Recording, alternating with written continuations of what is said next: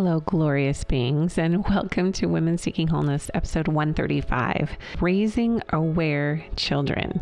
How do you stay conscious as a parent, and how do you stay present with your child's soul, despite their behaviors and their outward manifestations? I've got with me a beautiful soul herself, Dr. Saloni Singh. She is joining us from India. And she's teaching this whole process of self-awareness. She's amazing. She's actually a gynecologist turned life mastery coach. She works with families. She's the author of How to Stop Overthinking in 3 Minutes, a master NLP practitioner. She's a mindfulness trainer. She's been a keynote speaker for several events. She's a podcast host of Raising Parents 2.0. So you're going to love this. And I loved my discussion with her because just her presence really, really calms me. This is all about trusting the process, trusting your children, trusting yourself, and connecting to your own divine soul first, and centering yourself in that as you interact with your children. Thank you so much for, I didn't ask you how to pronounce your name. Saloni. Saloni. Love it. It's beautiful. And yours as well. It's Cherie. Cherie. Huh? It's a thing. Like my listeners know, sometimes my guests will flip back from Sherry to Cherie. And, in the past I'd be like, oh, just let it go. But now I'm like, oh, there's resonance and energy behind your name. And it just creates a little bit of dissonance inside when somebody mispronounces it. So I just want to make sure. Okay. With that all figured out. So you're coming to us from India, and I told you about Nithya Shanti. I had another beautiful guest named Jonita who joined us from India. And it's on my bucket list to go to India. It has been for years and years and years. So I know there's so much rich history there. And I believe, and I know many others believe as well, that Jesus visited India and received some wisdom teachings in those mystery years between his 12th year and in his 30s until he started his ministry. So I know there's a lot to explore between the Eastern and Western, and how we're going to meet up someday and all get on the same page. But today, I'm sure you love India. Oh, I know I will. So today you and I are going to talk about what we're most passionate about. The two things that we're most passionate about: our children and our deep connection to self. And sometimes those boundaries can get a little like, where do I leave off and where does my relationship as a mother and those children begin? So why don't you just tell us a little bit about how this raising aware children, raising, not overthinking the process, coming into yourself and claiming your own, I guess, connection to soul in the context of raising children. How did that sort of become your thing? So for me, I think it just became when I became a parent. And also when I became a coach. So for my first daughter, I think I was pretty much unconsciously parenting, just managing somehow the motherhood, managing everything, work. I joined my work when she was just 2 months old, and I was devastated because I got a very good offer. I was working as a gynecologist, and it was a wonderful offer that I was seeking. And they said that you have to join immediately. And I was like, oh no.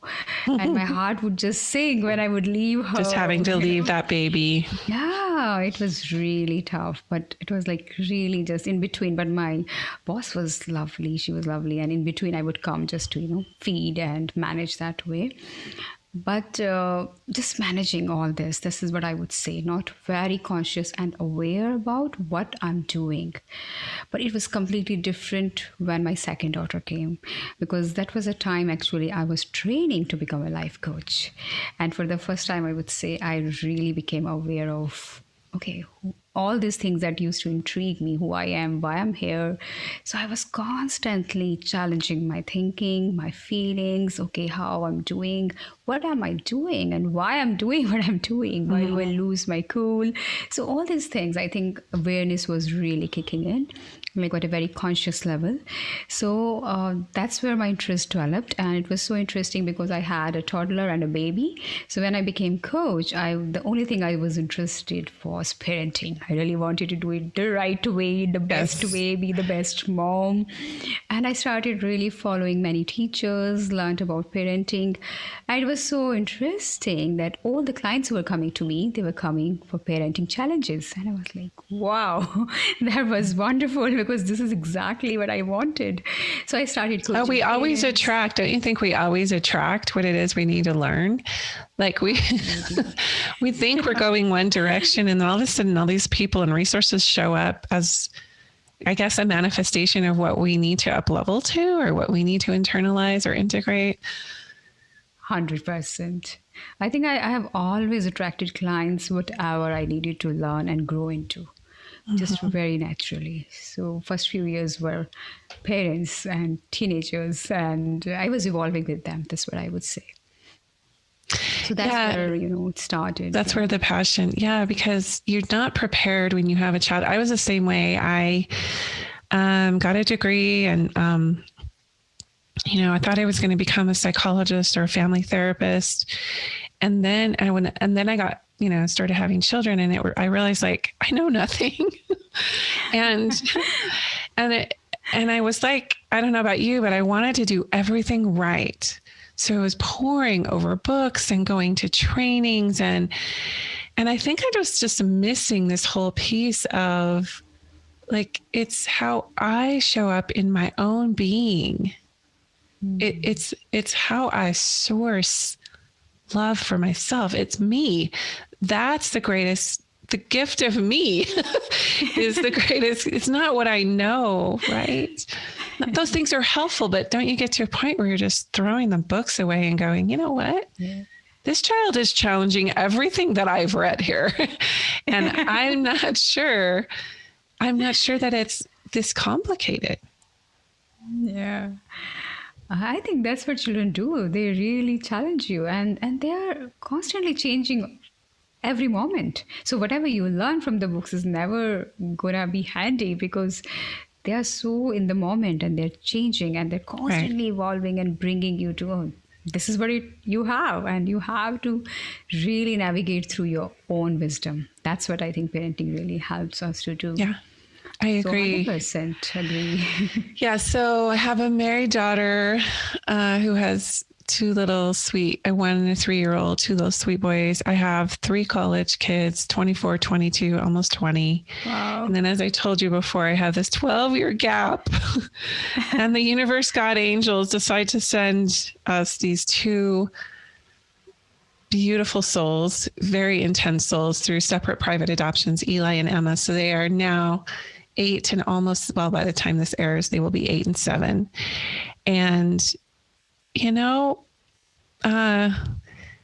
their personalities and their natural traits and their proclivities have really altered the way. And I've actually, it's interesting. I've talked to I thought it was just me. I thought it was just like me comparing them to my older kids, which there probably is some truth to that. But I've talked to other mothers recently who have children in this age range and younger, and they're like, yeah, they're intense. Like, they are here to bring the earth to a new way of being. Like, I believe that about my other children too, but there's this new intensity, almost this like determination, almost a warrior like knowing that they came into with just a fight about them. And I know that there's all levels of like introversion and extroversion, but I'm just curious what you think of the new children. Because I was learning about auras and things when I was having the older children, and I was learning about crystal children and indigo children and all of those things around the aura. And, you have the millennial, and now we're in this like late Gen Z, and I'm going, what are these kids? Like, what? I'm curious what you think about that. So, what I really think about is, first of all, they are so highly aware. Yeah. What I see in my elder one, for example, she's such a strong-willed child since she was, I think, just 5, we could just see that our opinions never mattered really. So we, both me and my husband, we had to really learn very fast, evolve very fast to understand.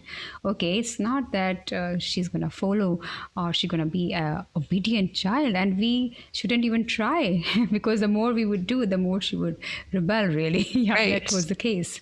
And she was very strong, willed and so clear. I mean, I can't even imagine how much I've learned through from her, really. So I think I always tell people that I have not learned from my trainings, from my teachers, mentors, all the books.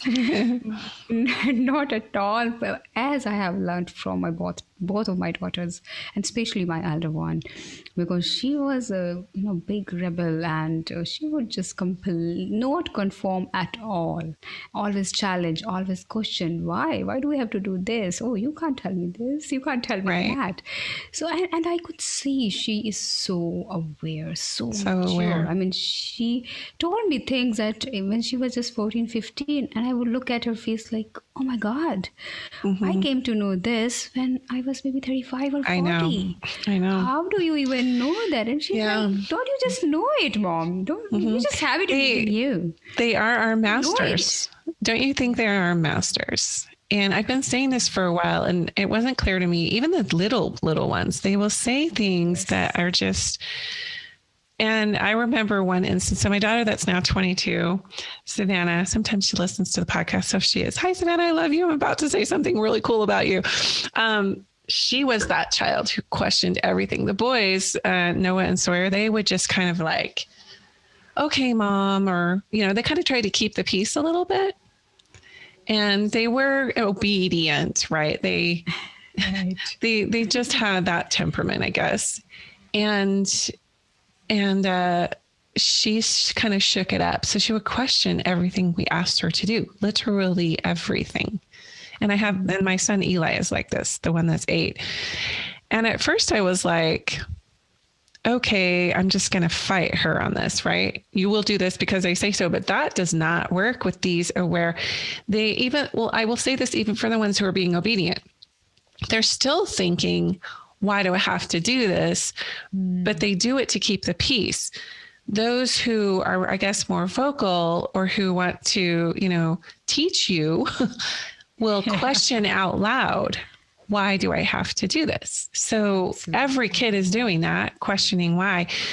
In my religion of origin, it was like obedience was, and I would say most systems are like this, like obey the rules, obey, this is how it's always been done. And obedience is held up as like the highest standard, Yes, right? yes. And And what that's so they're sad. showing us is something deeper. What do you think that they're so clear I on feel, and what they're showing us? I just really strongly feel that the consciousness all over the planet is rising very fast. And they are Yes. showing us very clearly, they are showing us that they are so much ahead of us. Only if we are ready and willing to put our ego aside, that we are, older in age and look maybe bigger, of course. Yeah. But we have to really put that aside, that, oh, I am the parent, I am mom because I had 40 years of experiences. So I know better. No, we have to put that aside and really be open and Sure. willing to see what they have to offer. And I think they have just absolutely amazing wisdom to offer from a Yeah. very young age, if we are open. If we are open. Right. Another thing I noticed is that obedience is overrated, so overrated. And actually, there was a study done in the US. It's that the children who are very obedient and who follow the rules at home, they are the children who tend to go into, uh, give into peer pressure, drugs, abuse, because they are not able to say no, because they were not Mm-hmm. allowed to say no at home. Mm-hmm. And when I read that study, I was like, wow, I would never want my child to be obedient. Isn't it so? And it makes so much sense that if they are able to say no at home in a safe environment, there's a very good Mm. chance they will stand up for themselves and they will be able to say no when they don't want to follow a particular path and don't want to Yeah, conform. that's a great point. yeah, I started to realize, and going back to Savannah, I started to realize that she was very, very heart-based and empathic. And I remember this one time I was just rushing around. We finally got in the car, and I was getting her in the car, and we had to be at her dance lesson or something like that. And she probably was about, I don't know, 8 or 9. And we were at the stoplight, and I was talking. And she wasn't listening to me. Finally, I was like, "Are you listening to me? What are you doing?" And we were at the stoplight, and she's like, "I'm just watching this leaf. I'm just watching this sun on this leaf." And I was like, it just stopped me in my tracks. I thought, wow, the noticing, the awareness. Now she's like doing her own thing and so beautiful in what she does with yoga and all these other things, still showing me to slow down, still teaching me to be heart-based. And it's so humbling. I mean, you would think I would have gotten it by now. So that was when she was 8 or 9, and she's now 22. But I just have that personality where I'm very task oriented. And I used to be really checklisted. I'm growing out of that. But this beauty around being present, I have to say that is, all children bring that to us, right? Absolutely. And I think so many of us are like that, isn't it? List oriented. Just want to be productive. So if my day is not productive, oh my God, we just kind of freak out. I remember once my younger one, I was watching, I rarely watch TV during the daytime because it's my work time and I don't want to waste any time. So once I was just really in a mood, oh, I'm just going to chill today, and no writing, no, no session, nothing. And she's like, "What has happened to you? What has really happened to you?" I'm like, "What? You never watch TV. I mean, how are you so relaxed and chill?" "I really love it, Mom. Do it more often." Okay. So yeah, they just notice. They just notice. And the sad part is this. Even though they might not like our rushing and being so productive and always task orientedness, but somehow they get programmed. And slowly they start imbibing the same things as well. And they start tying their worth into what they're producing and achieving. And we are praising them mostly for what they are. We're not praising them for noticing the leaf, right? Yeah. We're like, hurry up. Yeah, we're praising them for, the dance recitals and the grades and the marks. I'm using very general statement. I'm sure we praise them for other things, but maybe the message they're mostly internalizing is, if I perform at this level, if I produce these things, then I get more attention. Or if I do lots of negative things, I get attention. Yeah. Because we only really notice when they ramp up. I'm speaking here from my own experience with the 2 little ones. They're very loud. And it's hard because I am in my 50s and I do have younger children, and it's just what the universe set up. And I love it, actually.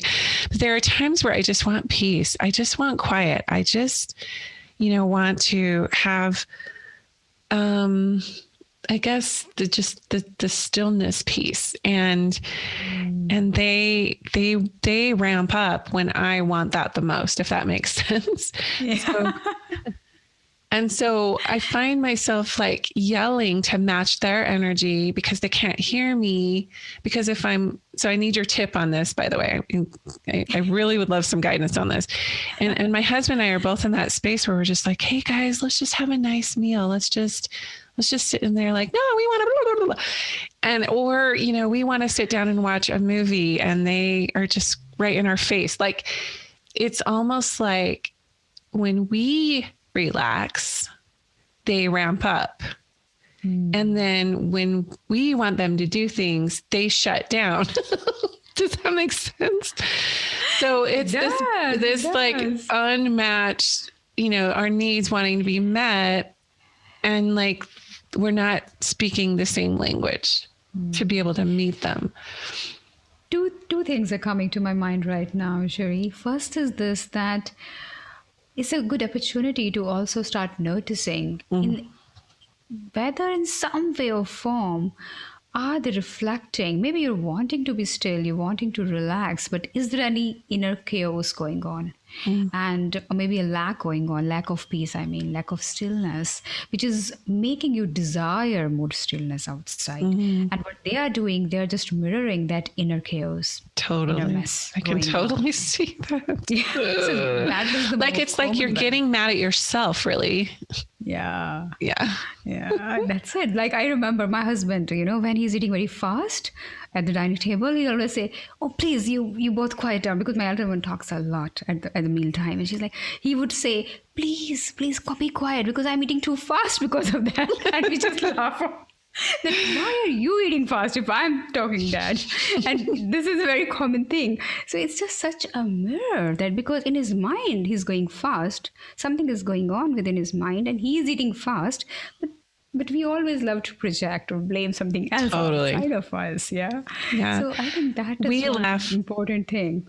Yeah, we laugh. I want to hear more on what you have to say about that, but we laugh about this one experience where I was upstairs doing something and I could tell that Emma, our youngest, who's 6, who will be 7 when this podcast airs, but she and Jeff were having this altercation downstairs, my husband, and I could hear them both like, first they were laughing and then they got intense and then they were arguing about something. And then she's really emotional, Emma. She's really emotional. She can flip into tears like you would not believe, like just for the littlest things. So I could hear her becoming emotional. And I thought, I'm just going to like eavesdrop a little bit. And all of a sudden he's like yelling at her. He's like, just breathe. And the way he was saying it was like not conducive to mindfulness, stillness, peace, and all of those things. So his, like you said, that inner chaos is she's just reflecting that. And they're just going back and forth with that. Right. So we laugh about the yelling, just breathe all the time. Just breathe. Amazing. Other thing Because he wanted noticed to breathe, right? She was reflecting to him that he just needed to breathe, but he projected his resistance to his own deep breathing and inner work by yelling that at her. Yeah. So maybe kind of telling himself to do that, basically. Yeah, he's talking to himself. Very We always are, right? We're always doing that.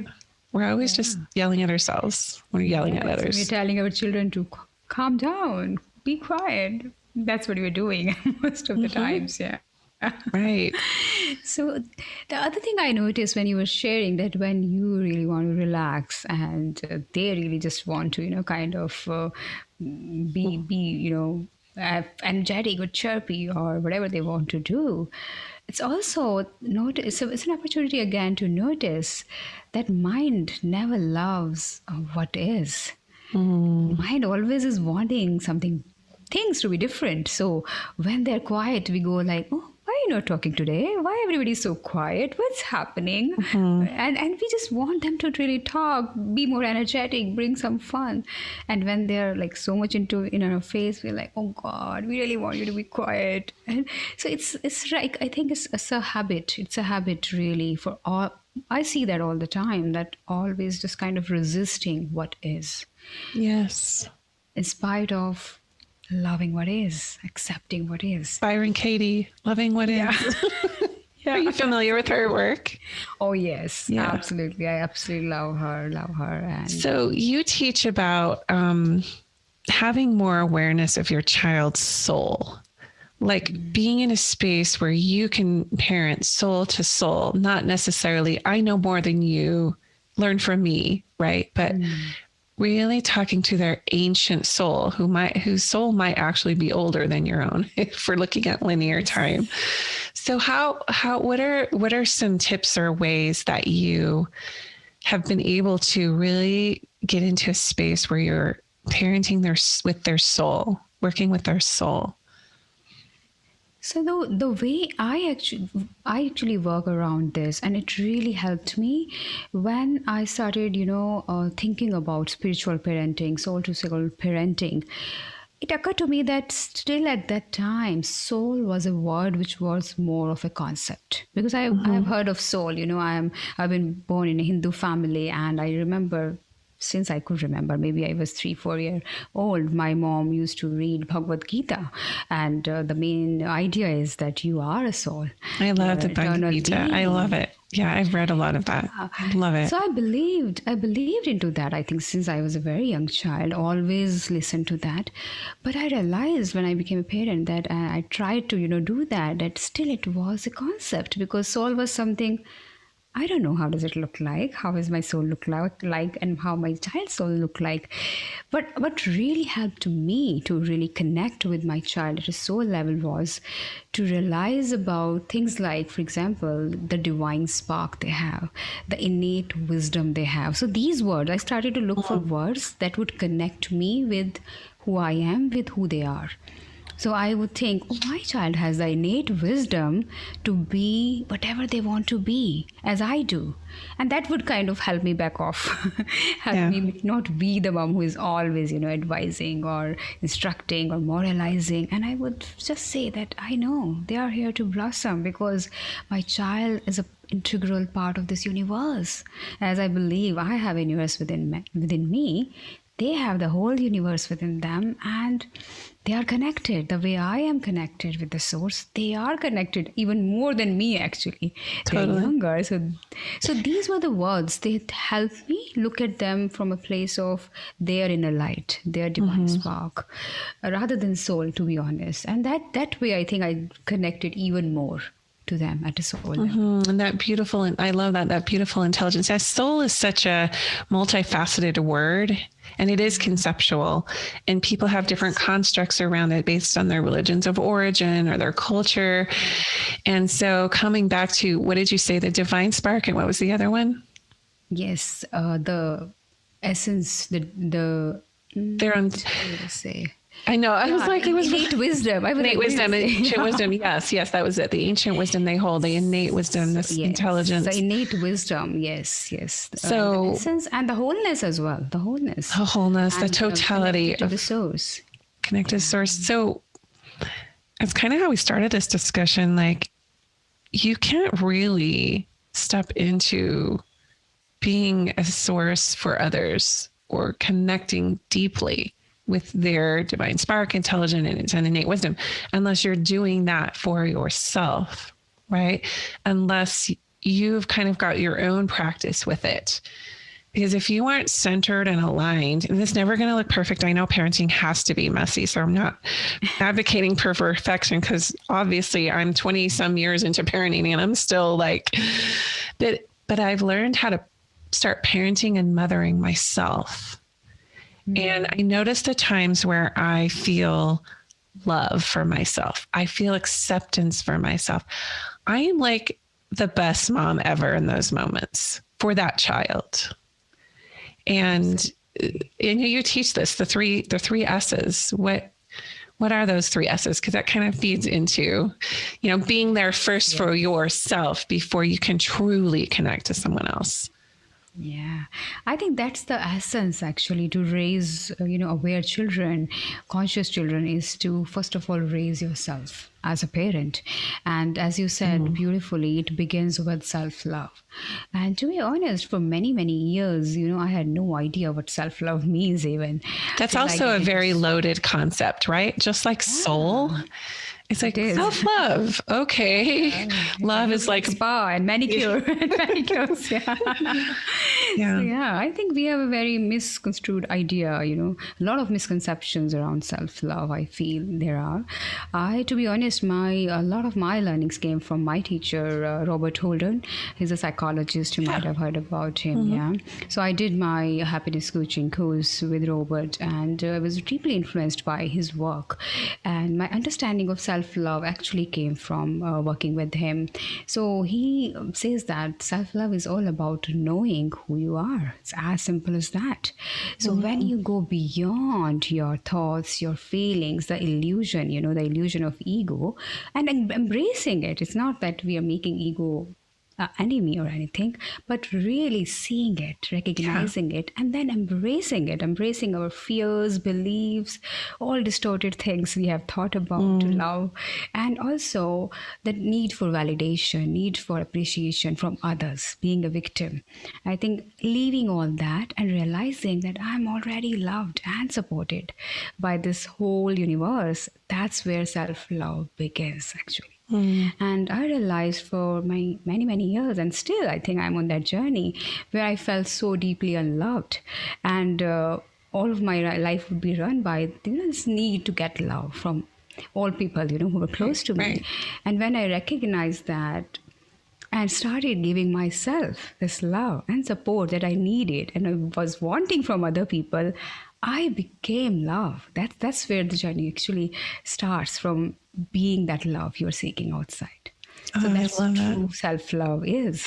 Yeah, if you're going to be obedient to something, be obedient to that, right? Yeah, To yeah. just, I feel like that's the highest integrity, is to honor the self and to really, you know, cultivate this practice of always, I guess you could call it radical self compassion, acknowledging the self. I've started a practice where I carry this little teeny journal around.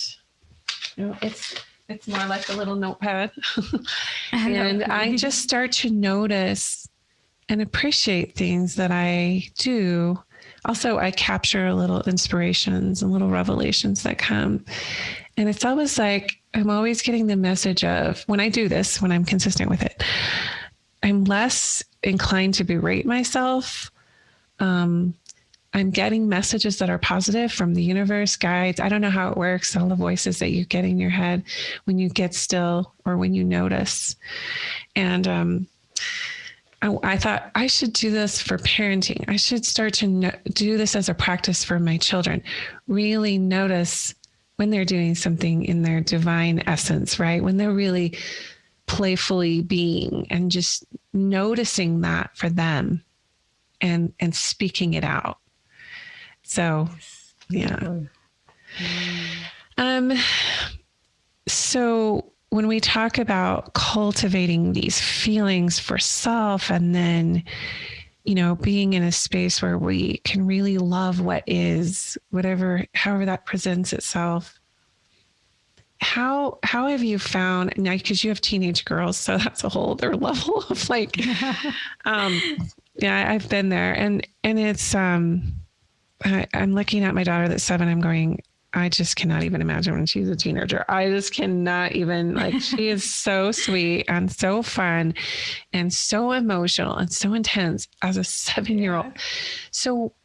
So when you're sort of bridging over from, and I also have young adults that I'm also learning this, like the bridge from infancy to preschool, and then preschooler, or, you know, toddler, and toddler to preschool to school age, and then teenager, and then, you know, young adult. And then, you know, I have a married daughter. And so I'm like looking at all these bridges I'm hopping over, and that I've like all these transitions. But if I look at the most intense season of my mothering, it has to be teenage angst, Mm. where they are not getting those messages that we're talking about. Like, they're not getting, oh, love, you know, self-love, self-acceptance, like mastery of compassion for self. That's like 99% of their day is the opposite of that, I would say. So because we are closest to them, we often get we're on the receiving end of that angst, that they're trying to figure out, well, you're telling me this, mom, and the world is telling me this. Well, they're screaming a little bit louder, right? Mm. So how do you do that for your teenage girls? How have you come into a space where Wonderful question. So I think really of, now my elder one is 18 and a half, and many years of going through this teenage, but I have realized that this was the best time for me to cultivate self-acceptance. really. For yourself, for your own self. Yeah. Yeah, for my own Because self. that teenage girl just mirrors you and mirrors you, the things that are unhealed in your adolescent self. Absolutely. So when my daughters say that, oh my God, I'm looking the worst in this picture, and I was trying to tell her, no, you're looking beautiful, darling. Mhm. And I realized that how exactly I felt as a teenager, because I remember I used to feel really ugly as well. So Mhm. it was more about not trying to fix her, not trying to tell her what to do, rather really fully believing that she has the divine essence and the innate intelligence to go through this period, which is, of course, Mhm. hormonal and so much influenced by her Mhm. society and peer pressure and everything. But she will figure out her way, because I thought that, okay, what has been my journey, and I was not even living in a world where we were internet connected or there were so many Mm. books or anything. But I came into spirituality, I came into this place where I started loving myself. And Yeah. now at this age, if I'm learning to accept myself, how can I even expect my 15-year-old to, oh, accept yourself just the way you are? It doesn't matter, Yeah. how you Yeah. look like. So it made me realize what I was not accepting was my own self, because somewhere I thought I need to do something Mm. better. I need to mother better so my daughter wouldn't feel this way. But it was not about me. So I think that was the Yeah. biggest, journey, spiritual journey, to understand whatever my daughter is doing, first of all, it's not about me. It's not It has about you. nothing to do with me. Rather, it's a mirror. It's showing me something unhealed within me. And if I can work on myself, that is the best gift I can give to my daughter. Mm. That's what I've realized. So a lot of time, like moms, and self-acceptance is a huge thing. Like a lot of moms come to me and say, oh, how can I accept myself? Because again, we have a very distorted idea of self-acceptance. They would say, I'm very impatient, Saloni, and if I accept myself, how would I ever improve and evolve? I want to be a patient person. So self-acceptance, I tell them, is about knowing you are already patient. It's Mm. not about that, oh, you accept that impatient self which was yelling at your child maybe a few minutes ago. It's about coming back to your center and realizing when I'm in my center, I'm already patient. And it's Mm. okay. I lost my cool. Yes, I'm going to lose my cool. I'm a human being. Mhm. When I see somebody's talking back or raising voice or totally disrespecting me, I will lose my cool. And the way we were parented was different. I mean, I came from a very traditional, conventional Indian parenting where we were so obedient. I would just do everything my mom or dad would ask me to do. So it's a huge jump for me to Yeah. know nothing I would say would be followed through. And my daughter even tells me, like, oh, you can't tell me that, mom. Right. Literally on my face. And I was like, you're right, honey. I can't tell you. I mean, since she was 10, she told me, no, you can't tell me that. And I realized that, yeah, I need to learn. I need to, and she's only showing me a way to evolve, to not be Mhm. so attached with, okay, oh, no, no, because I know better, you have to do what I say. Right. No, rather let her find her own way. And I would, I that guess, exactly like, did. I have to say, instilling trust in your child by saying, I trust that your divine spark and your ancient wisdom will carry you on this journey. I trust your heart. I trust who you are. Um, I think sometimes children pick up the energy of we're afraid for them. We're worried. And so they're like, that instills more worry in them. Because if mom can't trust me and mom doesn't believe in me or mom doesn't believe in my ability to XYZ, then how can I, right? Yeah. Uh, I I remember just, something I would like to share. When uh-huh. my daughter was 14, she asked me, my elder one, that, Mom, if I'm invited to a party, a late night party, and maybe drugs and alcohol is going on there, would you allow me to go? And I was like, of course, why not? I would just tell you, I trust you completely. I Mm. trust your wisdom, you are intelligent, and you would know exactly what to do. And she was like, oh shit, now I can't do anything. I Why can't did do you say anything to that? like convince her that I'm going to Break your rebel. trust. That's so powerful what you just said, because I think we were all raised in fear around being, well, in my, I was born and raised Mormon. You were born and raised Hindu. That's just sometimes that can be very high demand and instill in you that you can't trust yourself, right? Like, don't go to those places. You'll fall. You're weak by nature. You're whatever. And like temptation, like you're not strong enough. And maybe there's a little truth to that. But by and large, like, what if we sent the message from very early in some of these more spiritual and religious communities that you are whole? Like you said, you have this, when you come into center and you teach a child how to align, they already have every attribute. They already have all the codes of divinity and the right action needed, right? They know. And so I just am all about, like, with conscious parenting, we have to be really aware of the messages that they're getting from very well-meaning sources, teachers at church, teachers at school, mentors in sports and whatever, that are maybe sending this subversive sort of programming around, like, you're not enough, you can't trust yourself, you're at the core, you're not good enough, or you're evil, or whatever, so you better do these things because you get in the wrong situation and you're toast. You're wasted if you get in the wrong situation. But you're seeing the opposite with conscious parenting. It's all about allowing them to be their own guide. Yeah.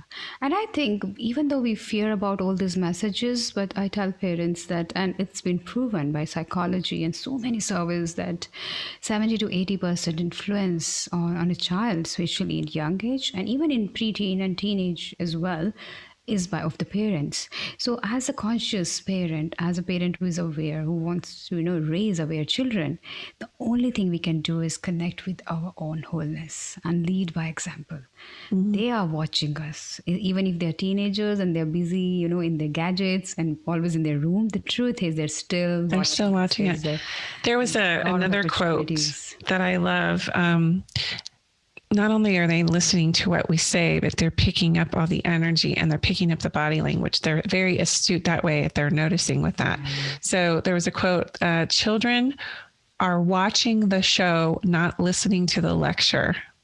Oh, yes. And so when we aren't aligned and we're trying to teach a concept, they're not going to get it. They're not going to internalize it. They're watching the show, like, grab the popcorn. I'm just going to watch this play out with mom and dad. They're not listening, right? They're really, it's less about what we say. Yeah. And more about the energy we come in with. They're swimming in it, actually. And it's a grand invitation, if you're a parent, to just come back into your own integrity and really look at how you're showing up. Because we used to call our oldest son, Noah, the family radar. Because he would pick the barometer, he's the family barometer, not just the radar, but he would manifest, everything that we were working through as a family. He would be showing it in his body, in the way that he moved. And so we're like, oh, here's thanks, Noah. Wow. Well, this has been so fun. I want you to share with our listeners how they can find you online and what you're offering. Sure. So they can find me on salonisingh.com or my Instagram handle, Saloni Life Coach, or on Facebook as well by the name Dr. Saloni Singh. And I offer one-to-one coaching for parents, for individuals, to really helping them connect with themselves and the source. And I also hold Self-Mastery Inner Soul Circles.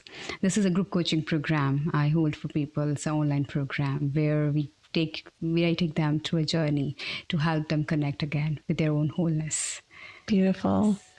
Well, thank you so much for joining us today, Saloni. This was wonderful. Thank you so much. I really enjoyed having conversation with you. Thank you.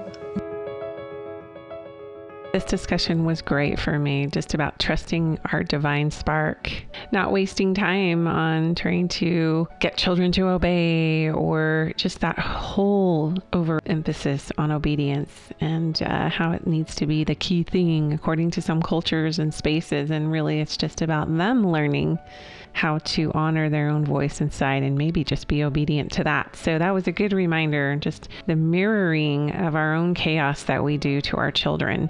That's definitely something I'm going to be working on a lot more. I have children who live away and I have children here at the house.